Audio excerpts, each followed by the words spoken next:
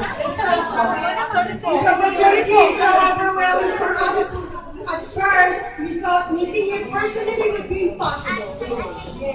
Hence, we are very grateful that you made time to be with us. The family that brought you up must be so thankful and blessed. And you likewise, here in Japan, we work our lives 24/7. Then all of a sudden, Alda pops out and changes our lives. Giving it color for the better, although the struggle in our daily lives is harsh. The laughter from PS and from Alda truly enlighten us. We are so very thankful. Oh, Sobra, that's why you just got all the things you brought to us. Thank you so much. Thank you. Thank you so much. I'm happy now. So Patay, pakita natin. Thank you so much. Ay, ay, ay, ay. Dami na